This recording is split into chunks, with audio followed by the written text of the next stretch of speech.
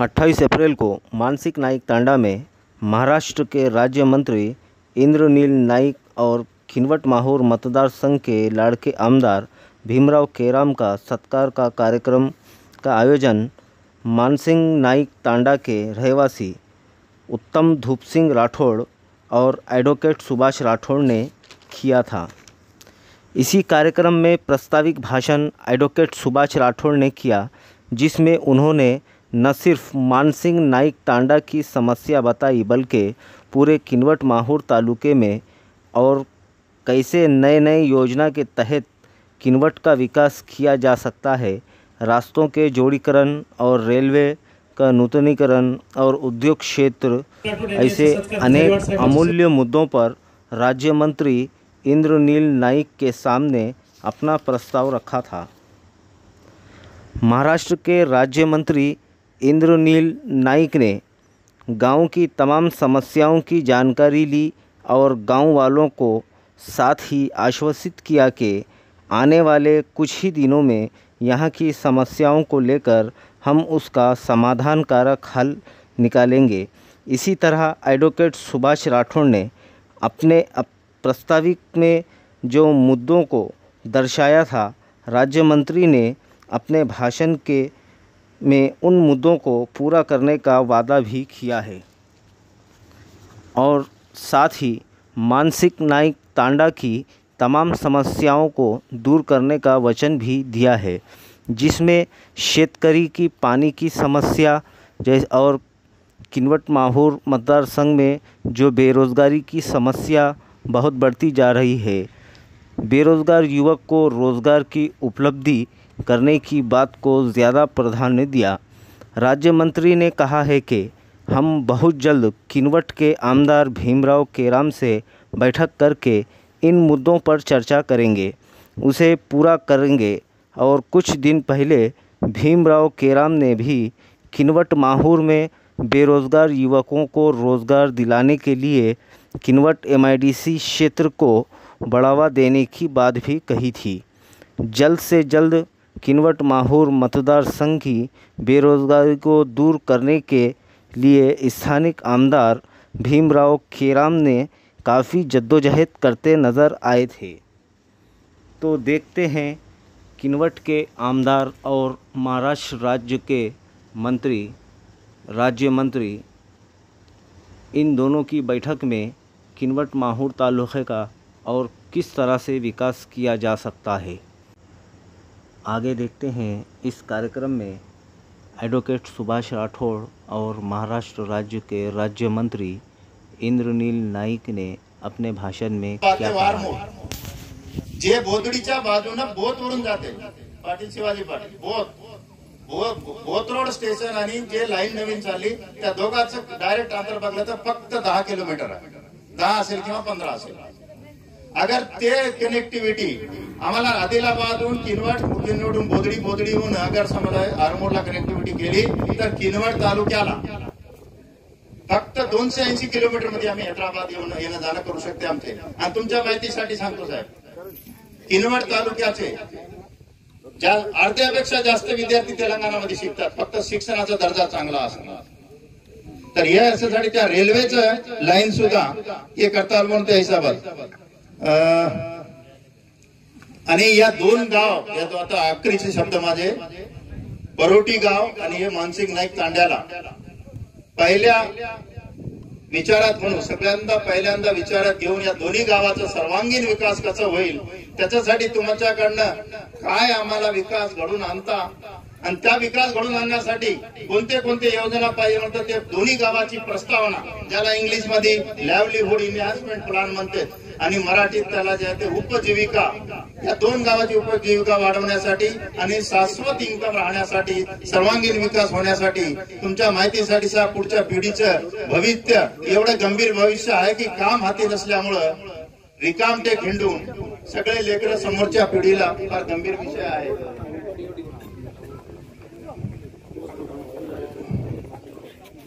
बाकीचे सगळे जे काही विषय आहेत छोटे छोटे गावाच्या संबंधित हे माझ्या हातात आमच्या गावकऱ्यांकडनं आणि कदाचित सरपंच बाईंना सुद्धा एक निवेदन दिलेलं झालेला आहे. बाकी अजून यांच्याकडनं हे कार्यक्रमाचे आयोजित श्रीमान उत्तम राठोडनं जे काही जमा केले हे निवेदन तुमच्या सादर करतोय मी.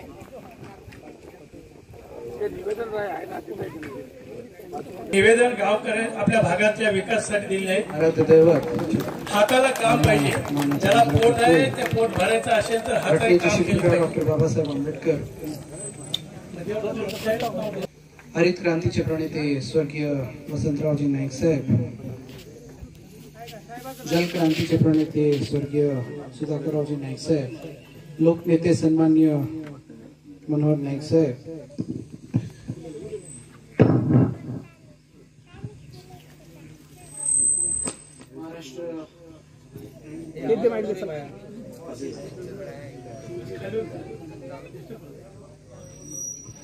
महाराष्ट्राचे लाडके मुख्यमंत्री सन्माननीय देवेंद्रजी फडणवीस साहेब,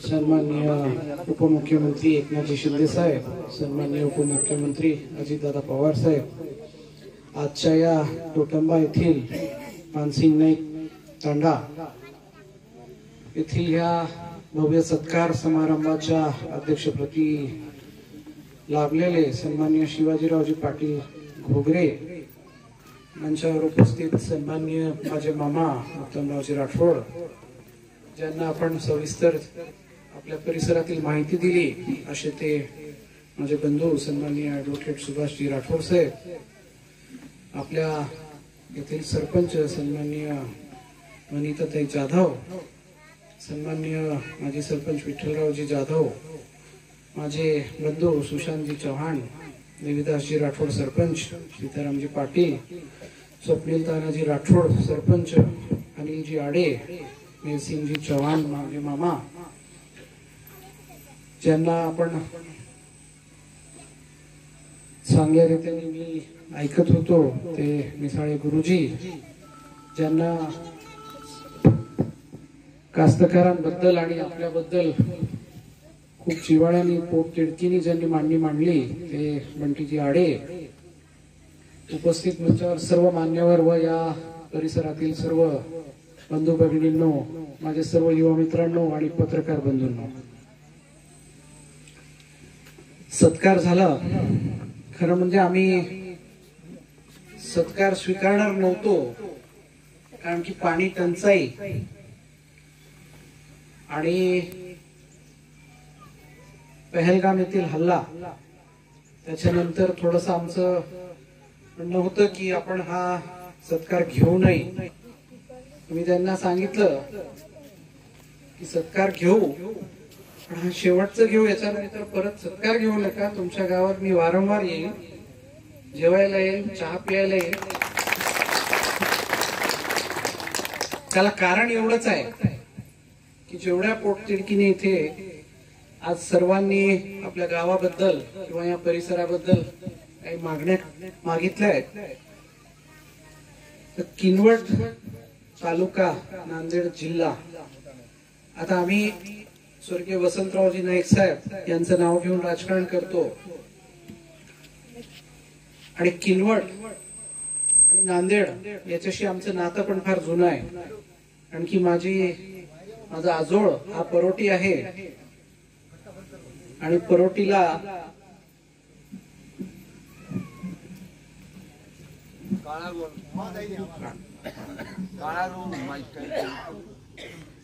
परोटीला मी लहानपणी फार यायचो.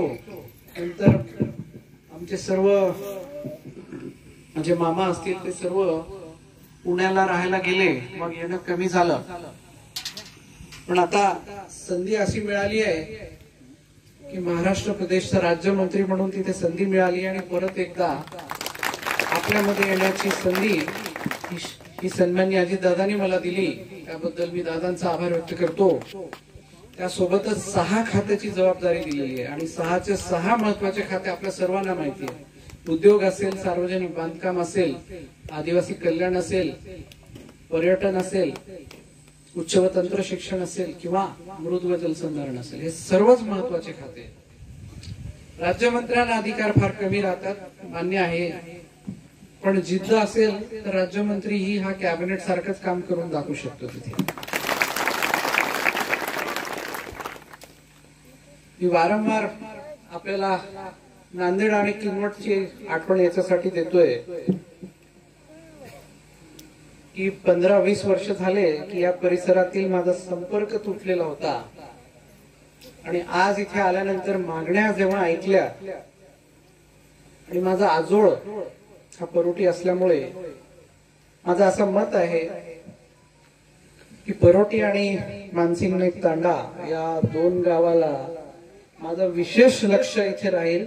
हा माझा स्वतःचा मतदार संघ समजून मी इथे काम करणार आणि इथून गेल्या गेल्या कुठलं तरी एक काम असो त्याला मार्गी तरी राहू आणि पुढच्या 1 ते 2 वर्षात बाकीचे कामही सर्व मार्गी लावू अशी मी आपल्या सर्वांना ग्वाही देतो. आता वकील साहेबांनी व्यवस्थितरित्या सर्व माहिती दिली. पीडब्ल्यूडीचा त्यांना खूप दांडगा अनुभव आहे. तर मी माहूर ते पोहरादेवी असं एक माझ्या मतदारसंघातून पोंडूळ काळी मार्ग असा एक रोड जातो आणि फार छोटा रोड होता तो. तर मी 1.5-2 वर्षापूर्वी सन्मान्य दादांना सांगितलं की दादा तेलंगणा, कर्नाटका आणि सोलापूर बाजूचे लोक येतात आणि त्यांना पोहरादेवी जाताना प्रत्येक माणूस हा वेगळा वेगळा रस्ता घेतो आणि त्यांना जायला त्रास होते. कधी कोणी छोटा रस्ता घेतो, कोणी पुसत शहरात घुसतो, कोणी दिग्रस मधून जातो. तर ते दादांनी ऐकलं आणि माहूर ते पोहरादेवी असं माझ्या मतदारसंघातून महागाव तालुक्यातील गावं हॅम मध्ये हायब्रिड अॅन्युइटी एक हेड आहे. त्याच्यामध्ये त्याला 200 कोटी रुपये सँक्शन होऊन त्याचं भूमिपूजन होऊन कामाला सुरुवात झालेली आहे. तर मी वकील साहेबांचा उल्लेख याच्यासाठी केलं की त्यांनी 1-2 रस्त्यांविषयी मला इथे तो रस्ता जरी तुम्हाला असं वाटलं असेल की तुमचं काय काम त्याचं मोठ्या लेवलचा विषय आहे, पण जर तसा रस्ता इथून झाला ना तर तुमचं इथलं व्यवसाय वाढेल, तुमच्या इथे गुंतवणूक येईल, तुमच्या जमिनीला भाव वाढेल. म्हणून ते जे विचार करतायत ते आजचं नाही, तो पुढच्या 20 वर्षानंतर तुमच्या समोरच्या पिढीला काय फायदा होईल तो विचार करून बोलतायत ते. म्हणून मी पीडब्ल्यूडी मंत्री असल्यामुळे मी त्याला 100% मला फक्त थोडस माहिती सविस्तर द्या, मी त्याला बैठक लावतो, आपल्याला बोलवतो त्या बैठकमध्ये. तिथे बैठकीत ते मांडणी करा सचिवांसमोर. दुसरा विषय इथे स्मशानभूमीचा रोड. आता मला अर्ज काही आलेले आहेत, मी ते कलेक्टर साहेबांना अर्ज पाठवतोय, काही जिल्हा परिषद सीओना पाठवतोय. काही जागेवर जसं सहस्रकुंड असेल तिथे माझ्याच विभागाचा पर्यटनाचा निधी देता येईल, तेही मी देण्याचा प्रयत्न तिथे करतो 100%. पीएचसी ती मागणी आहे आणि 33 केवी. तर पीएचसी आणि 33 केवी माझं स्वतःचं पत्र देऊन त्याची बैठक लावून सर्वे या पुढच्या महिन्यात सर्वे कसं करता येईल त्यालाही प्राधान्य देऊ आपण. कारण की मी आत्ताच आपल्याला शब्द दिलाय की माझं विशेष लक्ष या 2 गावावर राहणार आहे. सन्माननीय भीमरावजी केराम साहेब आणि स्वर्गीय माजी आमदार प्रदीप नाईक साहेब, त्या दोघांशी माझे चांगले संबंध होते. पण कधी कधी काय होते की मी इथे जाहीरच करणार होतो काही वस्तू, पण काय होते की इथले आमदार हा भाजपचे असल्यामुळे आणि आम्ही सत्ताधारी पक्ष आणि मूळ पक्ष असल्यामुळे सत्तेतलं, म्हणून त्यांना विचारून नंतर घोषणा करणार आहे मी. म्हणून मी इथे काही घोषणा केलेल्या नाहीत आतापर्यंत, पण मी त्यांना विचारून निश्चितपणे चांगल्या रीतीने तुम्हाला फायदा होईल असे निर्णय घेण्यात येईल, एवढं मी आपल्या सर्वांना शब्द देतो. दुसरं, जलसंधारणची संदर्भात आपण काही महिला मागण्या केलेल्या आहेत, पण नुकतीच आता म्हणजे आजच माझी बैठक होती जलसंधारण विभागाची सन्माननीय मुख्यमंत्रींच्या अध्यक्षतेखाली. त्यांनी काहीतरी फार कडक निर्देश दिले आहेत माझे. मी इथे बसल्या बसल्या मोबाईलवर तेच वाचत होतो. माझ्या पीएसनी सर्व माहिती मला पाठवली की मुख्यमंत्री साहेबांनी काय काय सांगितले. म्हणून त्याच्यात जे बदल होणार आहे ते बदल ऐकून समजून मग त्याच्यावर निर्णय घेता येईल. कारण की मी जर आज मीटिंग नसती तर मी आज इथे घोषणा केली असती की सर्वे करून काम चालू करा म्हणून. पण मुख्यमंत्री साहेबांनी काय काय तिथे माहिती दिली त्याची माहिती मला घ्यावं लागेल, त्याच्यानंतर मी निश्चितपणे. पण काही जागेवर फॉरेस्ट असेल, आपल्याकडे जंगल भाग हा फार जास्त आहे, म्हणून प्रत्येक याला रस्ता असेल, नाला असेल, बांध असेल, प्रत्येक याला फॉरेस्टची अडचण ही नेहमी येते. आणि फॉरेस्टचे नियम हे फार कडक राहते. आपल्या भारतापुरते नाही तर पूर्ण जगात फॉरेस्टचे नियम हा फार कडक राहतात. म्हणून सर्व काही माहिती एकदा मला घेऊ द्या. जर ती माहिती मला पूर्व अभ्यास करून जर आलो असतो तर भरपूर काही घोषणा इथे करता आल्या असत्या मला. मी आपल्या सर्वांचा इथे आभार व्यक्त करतो. स्वागत समारंभ हा फार चांगल्या रीतीने तुम्ही पार पाडला आणि फार मोठा 1 तास स्वागत चाललं, त्यासाठी पण मी आपल्या गावकऱ्यांचा सर्वांचा आभार व्यक्त करतो. भरपूर दुसऱ्याही काही मागण्या होत्या, पण मी मंत्रिमंडळात जरी असलो तरी फार ज्युनियर पदावर आहे. तिथे वरिष्ठांची चर्चा करून निश्चितपणे त्याच्यावरही काही आपल्याला भाष्य करता आलं तर मी त्याची पण माहिती आपल्यापर्यंत पोहोचवण्याचा प्रयत्न करतो. तिथे नॅशनल हायवे 222च्या संदर्भात, MDR स्टेट हायवे 246च्या संदर्भात आणि मुट्टी बेलारीचा जो बांध कनेक्टिव्हिटी आणि एक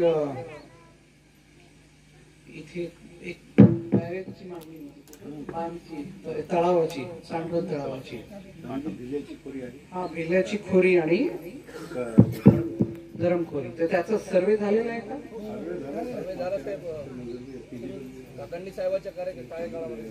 बरं, नाही ठीक आहे. त्याचा सर्वे जर झाला असेल तर माझ्या ऑफिसमध्ये त्याची माहिती असेल. मी ती माहिती आजच माझ्या PS ला सांगतो की माहिती काढून ठेवा उद्यापर्यंत. आणि जर त्याचा सर्वे झाला असेल तर त्याला मान्यता देण्यासाठी यादीमध्ये पहिल्या नंबरवर ठेवा, एवढं पण मी तिथे मागणी करतो. स्मशानभूमीचं जो वॉल कंपाऊंड आणि रोड आणि तिथलं एक पूल छोटस, हे माझ्या कुठल्याच हेडवर येत नाही, म्हणून मी हा जिल्हा परिषद CO साहेब आणि कलेक्टर साहेबांना त्याची एक पत्र लिहून व्यवहार करून त्यांना लवकरात लवकर ते देण्याची मागणी करतो. आणि एखाद्या मंत्र्यांनी जर पत्र दिलं तर 100% तो काम करतात असा माझा अनुभव आहे यापूर्वीचा. म्हणून दुसरं, हा बंटीनी मागणी केली होती की तेलंगणाला भरपूर लोक जातात आणि इथे काम नाहीये, तर माझ्याकडे एक उद्योग विभाग आहे. उद्योग विभागाच्या माझ्या 2 बैठकी झालेल्या आहेत यापूर्वी, आणि उद्योग विभागाच्या सचिव आणि MIDCच्या CEO ना आणि डेप्युटी CEO ना, ज्यांच्याकडे वेगवेगळे विभाग आहेत, विदर्भ असतील, मराठवाडा असतील, त्यांना मी सूचना केलेल्या आहेत की आम्हाला एक बैठक अशी लावून द्या काही उद्योजकांना की ज्यांचे मोठे उद्योग असतील पण त्यांना त्यांचा विस्तार करून असे बंदी भाग असतील किंवा सीमा तटीय भाग असतील किंवा छोटे तालुके असतील, अशा जाग्यावर त्यांनी त्यांचा विस्तार करावा, जेणेकरून इथल्या लोकांना नोकरी इथेच मिळायला पाहिजे. याच्यात किती सक्सेस होईल मला माहित नाही. मी कॅबिनेट मंत्री असतो तर दाबून करून घेतलं असतं. राज्यमंत्री असल्यामुळे मला थोडंसं मर्यादा पडतात, पण मी ही मीटिंग लावून त्याची पण माहिती आपल्या सर्वांपर्यंत पोहोचवण्याचा प्रयत्न तिथे 100% करणार. या ठिकाणी आपण सर्वांनी माझं स्वागत केलं, एवढा वेळ वाट बघितली त्यासाठी पण आपल्या सर्वांचा आभार व्यक्त करतो. मी महाराष्ट्र शासन व महायुतीच्या सरकारातर्फे आपल्या सर्वांना आश्वस्त करतो की काही गोष्टी आहेत ज्याच्यावर मी ज्युनियर म्हणून भाष्य करण्याला आम्हाला बंदी असल्यामुळे मी काही त्याच्यावर भाष्य करू शकणार नाही, पण माहिती घेऊन 100% ज्या 3-4 विषयावर माहिती घ्यायची आहे त्याच्यावर याची पण माहिती घेऊन तुम्ही कदाचित असा विचार करू शकता की काही प्रश्नांचे उत्तर यांनी दिलेले नाही. तर आम्हाला आवर्जून इथे सांगितलं गेलेलं आहे की काही विषयावर हे सिनियर मंडळीच भाष्य करतील, ज्युनियर कुठलाही मंत्री असो किंवा आमदार असो त्यांनी त्याच्यावर भाष्य करायचं नाही म्हणून. तर त्यासाठी मी दिलगिरी व्यक्त करतो, आपल्या सर्वांची माफी मागतो. मी विशेष लक्ष म्हणून आपल्या 2 गावांचा उल्लेख केलेला आहे, त्याच्यावर मी ठाम आहे एवढं परत एकदा शब्द देतो आणि थांबतो. जय हिंद, जय महाराष्ट्र, जय वसंत. धन्यवाद. किनवट हा मागासलेला भाग म्हणून अख्ख्या महाराष्ट्रामध्ये आणि मराठवाड्यामध्ये ओळखला जातो. मोठ्या प्रमाणात इथे सुशिक्षित बेकारांची बेकारी वाढलेली आहे. त्या अनुषंगाने किनवटमध्ये औद्योगिक वसाहत म्हणून MIDCची जमीन मोठ्या प्रमाणात आहे. आतापर्यंत कुठल्याही आमदारांनी, खासदारांनी किंवा मंत्र्यांनी देखील आतापर्यंत कुठलाही कारखाना उभा केला नाही. जर तिथं कारखाने उभे केले त्याच्यासाठी आपले काय प्रयत्न होतात?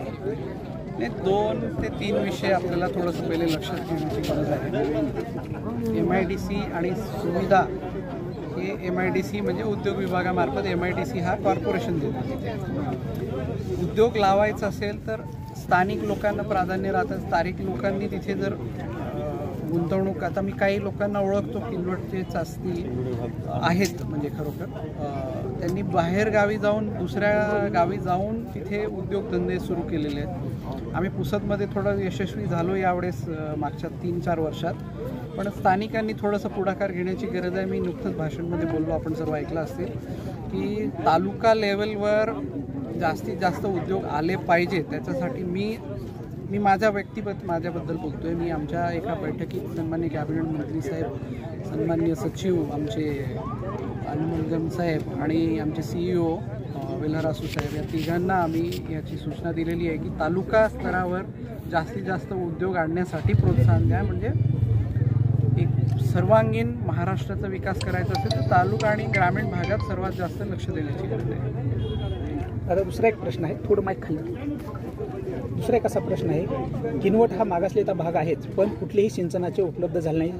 साठवण तलाव नाहीत, सिंचन तलाव नाहीत, मध्यम प्रकल्प असे कुठले जे मागच्या काळामध्ये उत्तमराव राठोड असतील आणि किशनराव पाचपुते यांच्याच काळामध्ये जे काही झाले त्याच्यातले अर्धे आजही पाझर तलावाच्या माध्यमातून मोठ्या प्रमाणात पाणी लिकेज होते आणि ते कोरडे पडतात. त्या अनुषंगाने आपण जे पाणी जर लीक होत असेल तर त्याची माहिती आपण 100% मी घ्यायला सांगतो. पूर्ण ऑडिट, या पूर्ण तालुक्याचं ऑडिट करायला लावतो मी. गुड.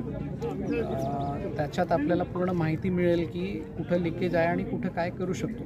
कधी कधी काय राहते की भौगोलिक दृष्टी, त्याच्यात फॉरेस्ट किती आहे आणि किनवट तालुक्यामध्ये सर्वात जास्त फॉरेस्ट इथेच येतो आणि आपल्याला मोठं जर सिंचन तलाव किंवा धरण बनवायचं असेल, मोठे प्रकल्प आणायचा असेल तर त्याला जागेची कमतरता नाही पडायला पाहिजे. जागा भरपूर आहे पण मॅक्झिमम मी फॉरेस्टमध्ये कुठे ना कुठे सर्वे केलं तर त्याला फॉरेस्ट जोडूनच येईल, म्हणून याला लिमिटेशन येतात. पण आपण संयुक्तरित्या मी सन्माननीय केराम साहेब आणि खासदार साहेब यांना पण मी सांगणार की आपण एकदा मुख्यमंत्री साहेबांना भेटून याच्या संदर्भात बैठक लावून संबंधित मंत्र्यांना आणि अधिकाऱ्यांना सांगून परत एक चांगला मोठा एअर सर्वे, हवाई सर्वे करून याचा प्रस्तावना तिथे मांडून त्याला मान्यता देण्यात यावं अशी थोडंसं आम्ही पुढाकार घेऊ. त्यातीलच काही प्रकल्प असे आज बी बंद झालेले आहेत, अर्धवट अवस्थेत आहेत. त्या अनुषंगाने तुम्ही काय प्रयत्न कराल? नाही, जलसंधारण विभागाचे असतील तर त्याच्यात मी निश्चितपणे मी आताच बोललो की आम्ही ऑडिट करायला लावू. आणि सन्माननीय मुख्यमंत्री साहेबांनी आत्ता, मी नेमकं इथे माझं भाषण चालू होतं आणि तिथे मुंबईत मुख्यमंत्री साहेब जलसंधारणचा पूर्ण आढावा घेऊन त्याच्यावर त्यांचं भाष्य सुरू होतं. मला त्याची माहिती थोडीफार घेतली मी की त्यांचं तेच म्हणणं आलं की जे काही रखडलेले प्रकल्प असतील त्यांना लवकरात लवकर पूर्ण करण्यात यावं. आता याची पुढची माहिती मी आमच्या मंत्रालयाच्या ऑफिसमध्ये बसेल तेव्हा मी पूर्ण माहिती घेतो की मुख्यमंत्री साहेब काय काय सूचना दिलेल्या आहेत. पण जसं रिपोर्ट खालून येईल तसं आपण त्याच्यावर कारवाई करू. परोटी भागात आणि इस्लापूर भागामध्ये पैनगंगा नदीवर मोठा प्रकल्प उभं राहावा पाण्याचा, या अनुषंगाने त्यांनी मागणी केली आहे. त्या अनुषंगाने आपण काय सांगाल? हे परोटीला एक सर्वे ऑलरेडी झालेला आहे. 1259 कोटी रुपयाचं त्याचं इस्टिमेट आलेलं आहे. आमच्या पुढच्या मीटिंगमध्ये आम्ही त्याला मान्यता देण्यासाठी प्रयत्न करतो आहे. तर त्याला आपल्याला त्याची क्षमता ही 3000 हेक्टरच्या जवळपास जाईल. 300 हेक्टर माफ करा, 300 हेक्टरच्या जवळपास जाईल. तर त्याची मान्यता देण्याचा आम्ही प्रयत्न लवकरात लवकर करू. Okay, thank you.